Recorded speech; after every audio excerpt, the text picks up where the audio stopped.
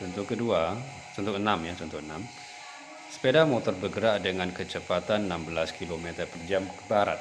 Pengendara sepeda motor melihat ada rombongan di depan sehingga dia mengerem, ya, menginjak rem, dan sepeda motornya berhenti 5 detik sejak pengereman. Ditanya besar dan arah percepatannya.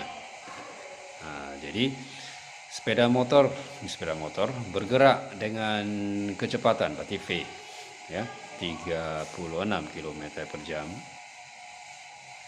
Kemudian dia direm berarti dia mengalami perlambatan, ya, akan melambat, kemudian berhenti berarti V-nya menjadi 0, ya. Maka di sini ada perubahan kecepatan, ini dianggap sebagai kecepatan awal, ini sebagai kecepatan akhir, ya. Berhenti berarti VT 0, ya. Dalam waktu 5 detik dari sini sampai sini kejadiannya adalah 5 detik. Ditanya besar dan arah percepatan berarti A-nya berapa? V0, VT, AT, apa hubungan? Hubungannya adalah VT sama dengan V0 tambah AT. Ya. VT 0, V0 berapa? Ini V0-nya 36 dalam kilometer per jam, ya. Sementara ini waktu dalam detik. Ini tidak boleh, ini harus sama satuannya, ya, detik. Dan kalau diperhatikan jawabannya ini percepatannya juga adalah meter dan detik. Ini adalah meter dan detik. Berarti ini harus dikonversi dari ke meter detik. Ya, dari kilometer per jam rubah ke meter per detik bagaimana? Kilometer dirubah ke meter berarti kali 1000. Ya. Dari jam rubah ke detik berarti kali 3600. Ini kali 3600, kalinya di bawah, ya. Dibagi, dicoret, berarti dapat 10, ya, meter per second. Bagaimana kalau mengubah, ini kan dari kilometer per jam rubah ke meter per detik, bagaimana mengubah meter per detik ke kilometer per jam? Misalnya benda punya kecepatan 20 meter per detik, berapa kilometer per jam? Nah, kalau dari meter per detik rubah ke kilometer per jam, kebalikannya, ya, meter ke kilometer berarti bagi 1000.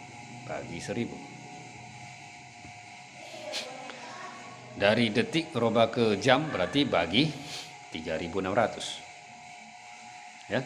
Bagi itu kan sama artinya dengan kali seper, ya. Ini sama dengan kali seper 1000. Ini juga bagi jadi kali seper 3600. Oke, ini kan bisa dipindah ke atas. Ini jadi 20 dikali 3600 per 1000. Ya. Jadi dari kilometer per jam rubah ke meter per detik kali 1000 per 3600 atau kali 10 per 36. Kalau dari meter per detik rubah ke kilometer per jam berarti kali 36 per 10. 3600 per 10. Ya, itu caranya. Ini berarti bisa dapat 72, ya, 72 km per jam. Ya, itu cara merubah meter per detik kilometer per jam. Ini V0 tadi dapat 10, ya, 10 tambah H kali T, T-nya 5. Berarti A-nya berapa? Dipindah ke sana, berarti minus 2. Ya, minus 2 meter per detik kuadrat. Berarti pelambatannya berapa? Pelambatannya adalah 2. Ya, besarnya 2. Ya, minus berarti dia pelambat. Jadi arahnya kemana? Nah, bendanya diketahui dia bergerak ke barat. Benda bergerak ke barat. Kemana barat? Ini timur, ini barat. Ya, benda bergerak ke barat, berarti V-nya ke barat. Jika benda bergerak ke barat, V ke barat, dan benda mengalami perlambatan, ya, jika benda mengalami perlambatan, berarti A-nya itu kemana? A-nya arahnya adalah melawan V. Jadi kalau pelambatan berarti A-nya melawan arah V. Jika seandainya benda bergerak ke kanan dan A-nya bergerak ke kiri dan A-nya juga ke kiri, berarti benda mengalami percepatan. Beda, ya. Ini percepatan, ini pelambatan. Jadi kalau A berlawanan dengan V berarti pelambatan, A searah dengan V berarti percepatan. Ya, untuk pelambatan ini minus, ya, berarti pelambatan. Kalau percepatan berarti dapat positif.